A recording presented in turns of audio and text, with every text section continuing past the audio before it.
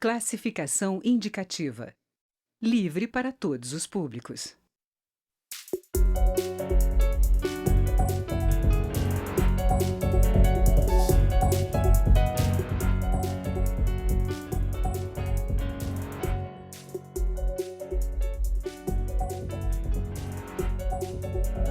Olá!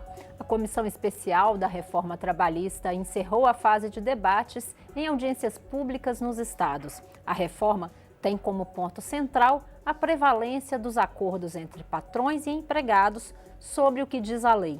Hoje, os acordos coletivos podem contrariar a lei, desde que não diminuam direitos dos trabalhadores. A aprovação da reforma vai permitir acordos sobre pontos proibidos até agora, como jornada de trabalho e pagamento de participação em lucros e resultados. Os deputados Nelson Padovani, do PSDB do Paraná, e Patrus Ananias, do PT de Minas Gerais, conversam comigo sobre a reforma aqui no Câmara Debate. Eu sou Daniela André e este é um programa da rádio e da TV Câmara. Deputados, bem-vindo ao Câmara Debate. Vou começar perguntando ao deputado Nelson Padovani. Deputado, essa flexibilização, essa possibilidade do negociado prevalecer sobre a legislação, não pode fragilizar os direitos trabalhistas? A negociação coletiva, ela não deixa uma sustentação jurídica. Nós não temos uma certeza do que está se pactuando naquele momento, né? Ela traz ao sindicato um favorecimento e não ao trabalhador. O trabalhador, ele é um instrumento junto ao sindicato. Então, nós fechamos o negócio, é uma negociação coletiva, mas daqui a pouco, de 10 funcionários que a microempresa tem, três funcionários são demitidos. E o sindicato entende que já é coletivo, né? Nós deveríamos aí entender que só teria que ser tratado com os 3 e não trazer o distrato coletivo. Há uma diferença grande entre você entender que o sindicato entraria na negociação quando todos forem demitidos e não parcial.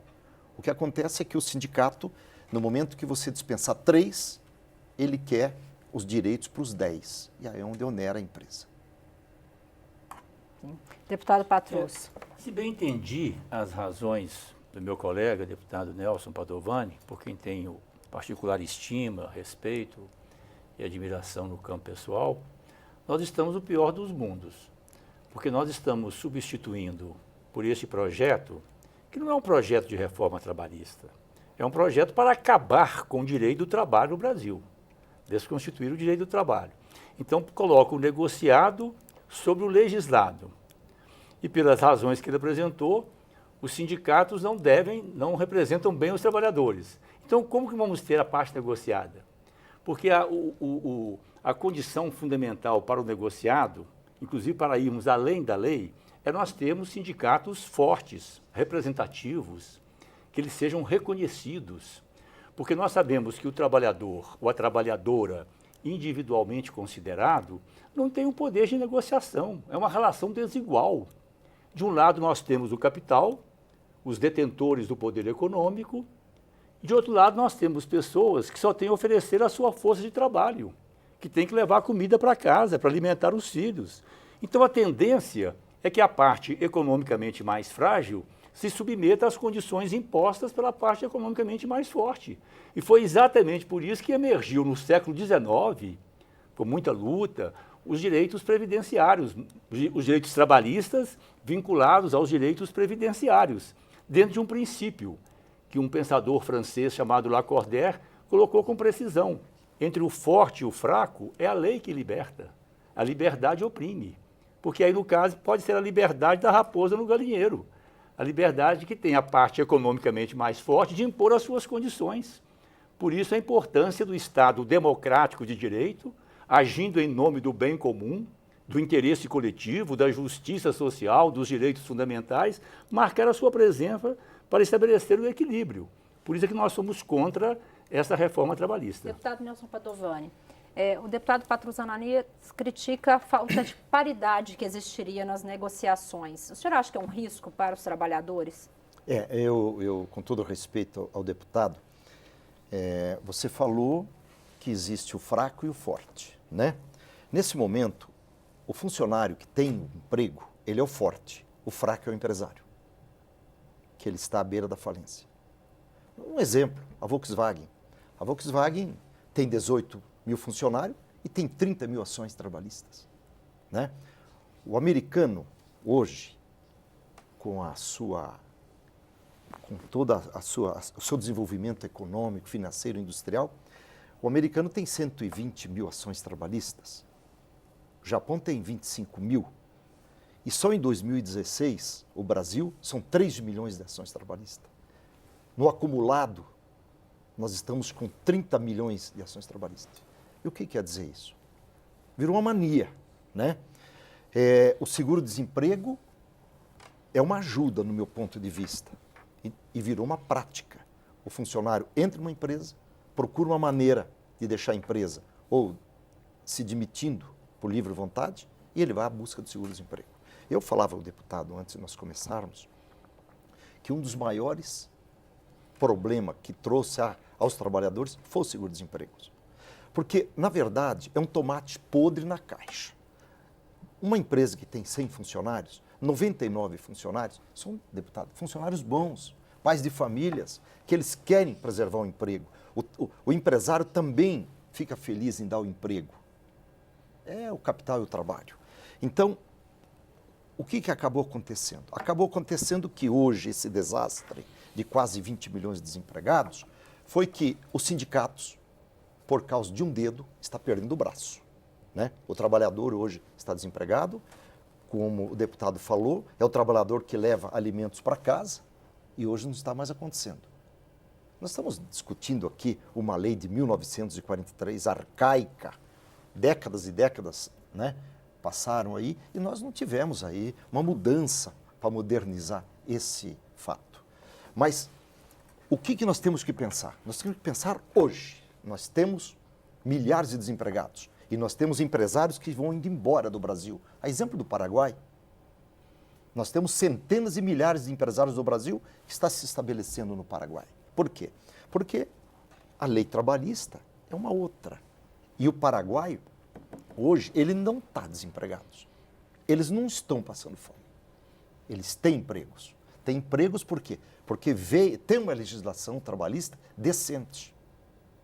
Agora, quem é o culpado? É sindicatos? Quem fez a lei? Getúlio Vargas?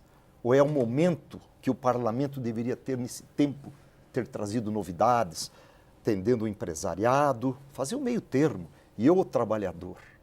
O empresariado não quer pisar no trabalhador, pelo contrário, o trabalhador é o patrimônio da empresa. É ele que produz a riqueza daquela empresa. Mas virou um absurdo, deputado. Nós temos, assim, casos de uma pequena empresa que vale aí 150 mil reais, ela está com um passivo de 400, 500 mil. É uma falência decretada, sem passar pelo fórum. Agora, não vamos aí radicalizar aqui, olha, o trabalhador é vítima. O trabalhador é vítima, sim, da atual circunstância, que ele mesmo criou. Por quê? Porque nós deveríamos ter um sindicato que defenda o empresário, que defenda o trabalhador, que achasse um caminho. Mas os sindicatos, eles estão radicais. Eles não querem conversa. Presidentes de sindicatos ganham lá a eleição e não querem deixar mais a presidência. Eles têm interesse, até mesmo de se enriquecerem lá dentro do sindicato, de formar uma diretoria fechada, que eles não querem abrir mão. Parece-me que até parece um meio político, né? O deputado, quando é deputado, não quer mais deixar de ser deputado, o governador não quer deixar mais da política. E assim aconteceu com o Brasil e que nós temos que, nesse momento, com todo respeito, se dar as mãos com humildade e acharmos um caminho nessa reforma trabalhista. Deputado Patrus, o senhor acha que a reforma pode modernizar a CLT e melhorar aí os índices de desemprego que estão aí, quase 3 milhões de trabalhadores? Hipótese nenhuma. A reforma, além de ser um lamentável retrocesso em relação a direitos históricos conquistados pelas classes trabalhadoras, ela não vai resolver nenhum problema. É uma balela dizer, por exemplo, que ela vai reduzir o número de reclamações trabalhistas. Um dos 13 pontos sobre os quais pode prevalecer o negociado prevê a possibilidade de retirada do relógio de ponto. Não haverá mais controle sobre horas extras. é claro que isso vai redundar em mais reclamações trabalhistas. E quando nós falamos nas reclamações trabalhistas, é importante nós lembrarmos que o maior número de reclamações trabalhistas no Brasil são contra os bancos. É contra o sistema financeiro, que ganha lucros de bilhões. As reclamações são muitas vezes contra grandes grupos econômicos, que não cumprem basicamente as suas obrigações trabalhistas. Depois estão dizendo também que a reforma vai gerar empregos. Não é verdade. O que gera empregos é o crescimento econômico, é o investimento, são também as políticas sociais. Essa foi uma grande descoberta que nós tivemos no Brasil, especialmente a partir do primeiro mandato do profícuo governo do presidente Lula, com as grandes políticas sociais que nós implantamos no Brasil e com a valorização do salário mínimo, mantendo o salário mínimo em valores dignos, implantando políticas sociais como o programa Bolsa Família, que nós implantamos no Ministério do Desenvolvimento Social e Combate à Fome, consolidando programas como o benefício de prestação continuada, o BPC, benefício vinculado a LOAS, que é a reforma da Previdência, quer também acabar. As aposentadorias rurais, os programas de apoio à agricultura familiar, nós colocamos os pobres, trabalhadoras e trabalhadores de baixa renda, agricultoras e agricultores familiares no mercado de consumo, aquecendo as economias locais e regionais. Os pobres comprando, o comércio vendeu mais. O comércio vendendo mais, compra mais da indústria, da agricultura, faz rodar a economia. É o que nós chamamos o círculo virtuoso do crescimento econômico. Nós descobrimos que para distribuirmos bem a riqueza nacional, distribuirmos a renda, precisamos sim produzir. Mas descobrimos também que é preciso incluir para produzir. Incluir socialmente. O que nós estamos vendo no Brasil hoje é uma operação desmonte. Desmonte dos direitos sociais.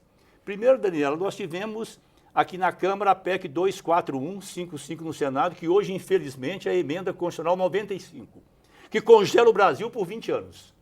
Congela os investimentos em educação, saúde, cultura, compromete seriamente a soberania do nosso país, porque congela investimentos em infraestrutura, em pesquisa, desenvolvimento tecnológico, científico, assina a sentença de morte de programas como Bolsa Família.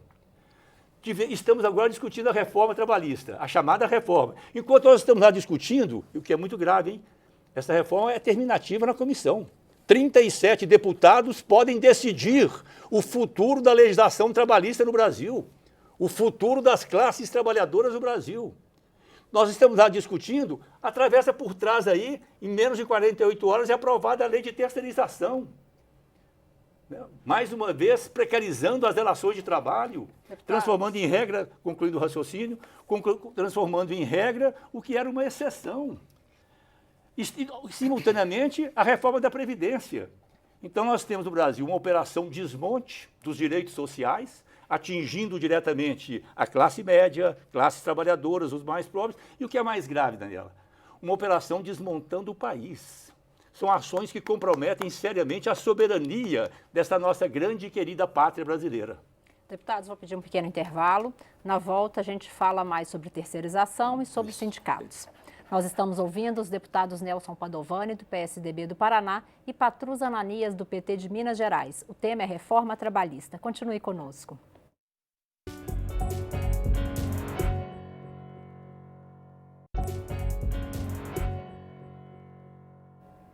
Câmara Debate está de volta. Hoje nós estamos conversando sobre reforma trabalhista com os deputados Nelson Padovani, do PSDB do Paraná, e Patrus Ananias, do PT de Minas Gerais. No bloco anterior, a gente começou a falar de terceirização e sindicatos. Vou começar perguntando ao deputado Padovani. Deputado, não era preciso uma reforma nos sindicatos antes de se fazer essa reforma da prevalência do negociado? O Brasil é campeão nas ações trabalhistas, executando empresas, e o Brasil é campeão em quantidade de sindicatos. É milhares de sindicatos. Eu acho que essa reforma seria bem-vinda. Respondendo aqui, falando de hora extra que o deputado falou, olha, o banco de horas individuais, né, nós precisaríamos uma negociação direta com o trabalhador. Nós não poderíamos passar por sindicatos. E falar em sindicatos, o custo do sindicato para o trabalhador, ele é muito grande, Daniela. O trabalhador tem que deixar um dia de trabalho para o sindicato. E os empresários hoje, só para você saber, nós estamos aí de 0,2 a 0,8 do capital social, do nosso capital social. Nós temos que também deixar essa percentagem também para os sindicatos. Então, fala-se muito em ajudar o trabalhador, mas o próprio sindicato explora o trabalhador. Um dia de trabalho. Isso é muito.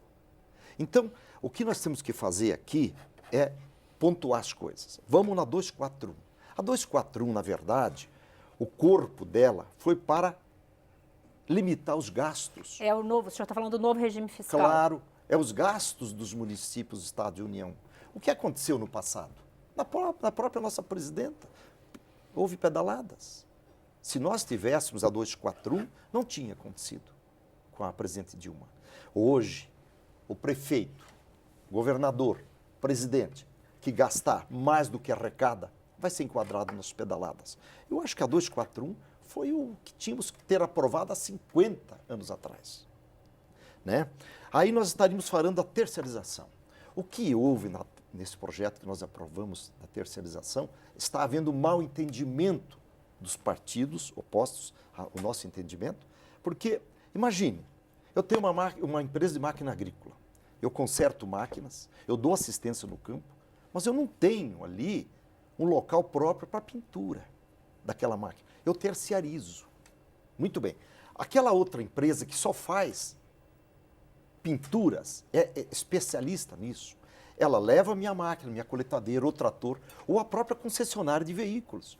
Leva o veículo e aí lá eles pintam e lá eles emitem uma nota fiscal agora, na nova lei de terceirização. Com o CNPJ, eles emitem uma nota e me cobram. Eu vou pagar exatamente pontuado aquele trabalho. Eu terciarizei uma pintura na minha coletadeira ou no meu veículo, porque eles são altamente profissionais. Agora, uma concessionária que não tem esses funcionários altamente profissionais, vai pintar mal o carro. Quem faz um prédio precisa contratar os andaimes. Não pode o construtor agora ter que produzir os andaimes de ferros, ou ele tem que contratar de uma firma especializada. Ela requer muito cuidado, porque é um perigo você hoje colocar os andaimes e cair de lá 1, 2, 10 funcionários. Então, a terceirização, ela legaliza uma situação. Ela não tirou direito de trabalhador, pelo contrário, agora é que vai ter oferta de trabalho muito mais que a terceirização. Por quê? Porque o empresário se sente seguro. Ele vai passar uma parte do seu negócio a terceiros profissionais e vai pagar. E esses terceiros, eles vão contratar mais funcionários. Há um entendimento totalmente errado na terceirização. Só o tempo vai dizer que nós estamos no caminho certo.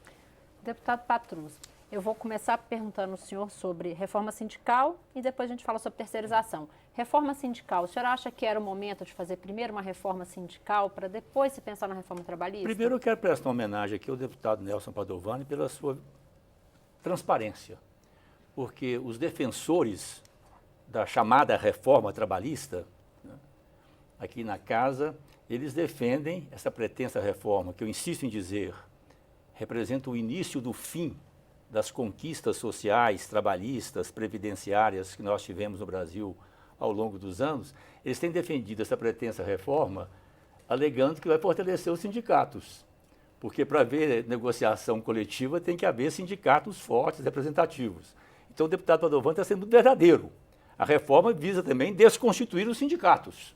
Né? Assim, além de desconstituir o legislado, o negociado vai ser na base de cada trabalhador por si mesmo, em face do empregador, que tem também as suas entidades sindicais. Eu considero, Daniela, com toda sinceridade, que nós precisamos também, claro, aperfeiçoar os nossos sindicatos, inclusive essa questão dos sindicatos patronais também, né? A questão do imposto sindical deve ser discutida, sim. Precisamos de sindicatos mais representativos. É importante nós lembrarmos também que nós temos no Brasil milhões de trabalhadoras e trabalhadores que não são representados por sindicatos, portanto ficam mais fragilizados, especialmente trabalhadoras e trabalhadores rurais, trabalhadoras e trabalhadores domésticos, né?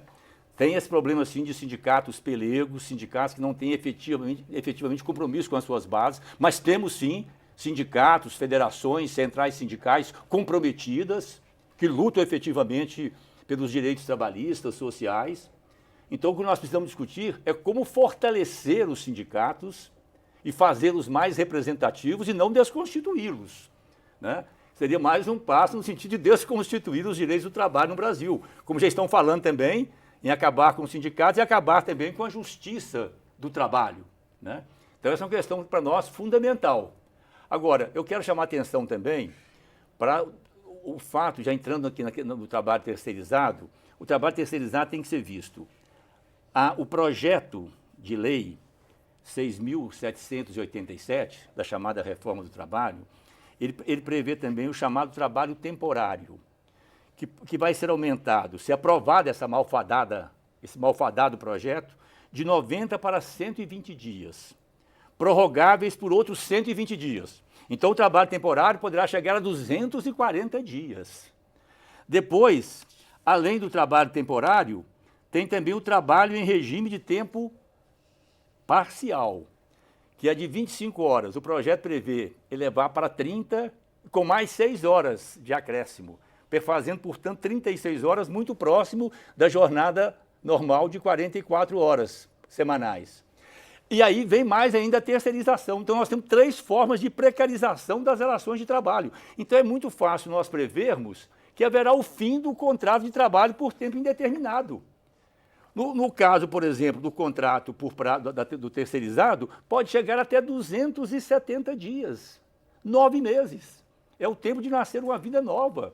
Contrato precarizado por 9 meses. Então, são 3 caminhos que passa a ter agora o empregador para fugir ao contrato por tempo determinado, podendo pagar menos do que o salário mínimo, evitando o pagamento ou a questão do aviso prévio, e uma série de outros direitos, inclusive com relação à mulher, a mulher gestante.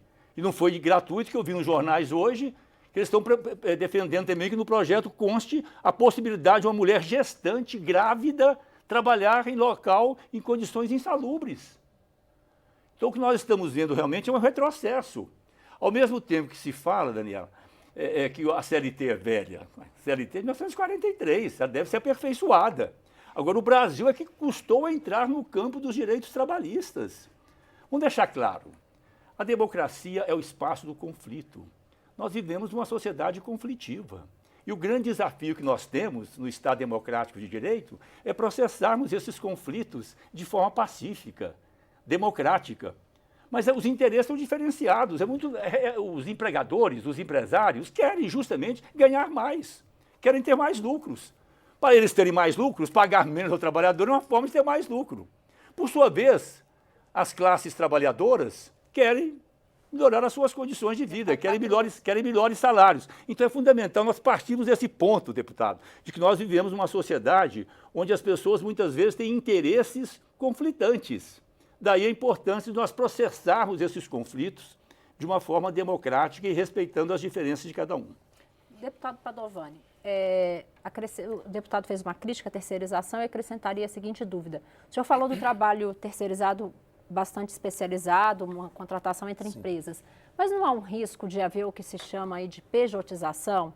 É uma relação de trabalho que seria de funcionários, se acabar se transformando na contratação das pessoas como microempresas, como empreendedores individuais ou outras Daniela, fórmulas? Vamos voltar lá atrás.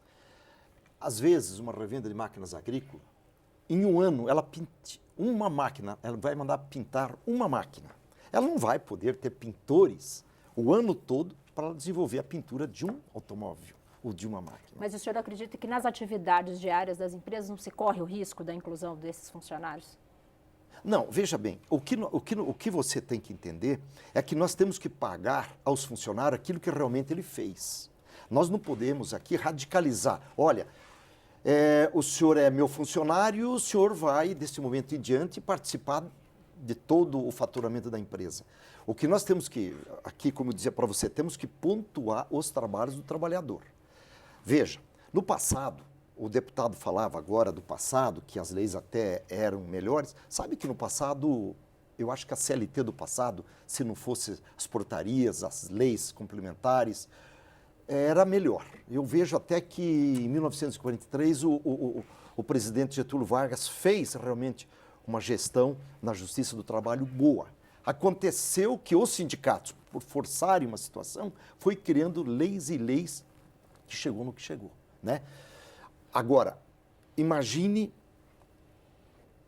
no passado, nós assim, entendermos que tínhamos que pagar uma indenização quando mandássemos um funcionário embora.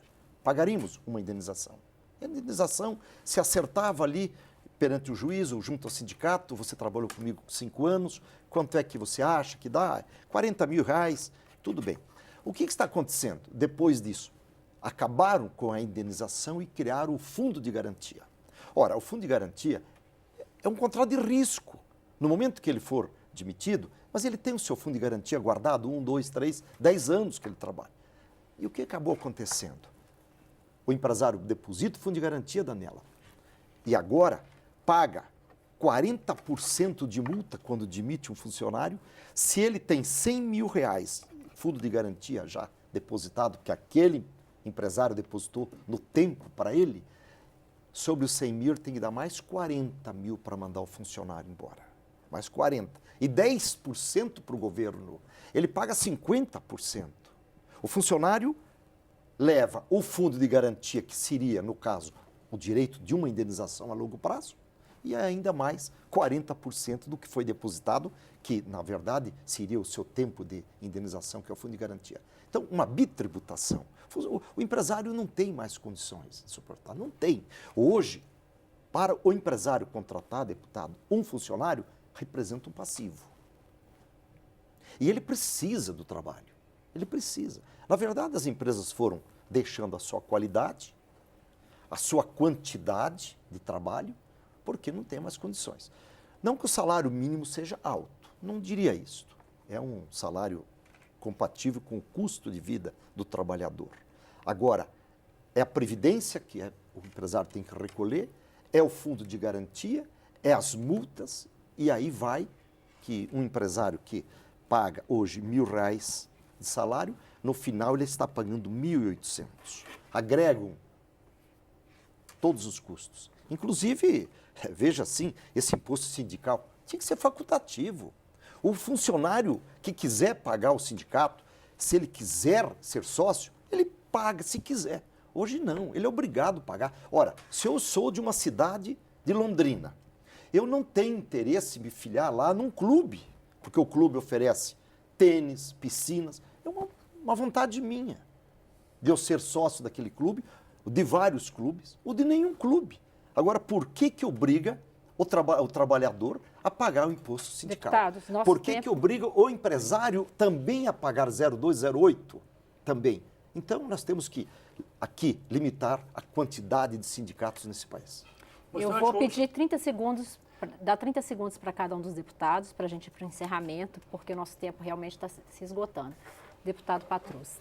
Eu considero que essa pretensa reforma trabalhista está num conjunto de medidas que visam desconstituir os direitos sociais no Brasil.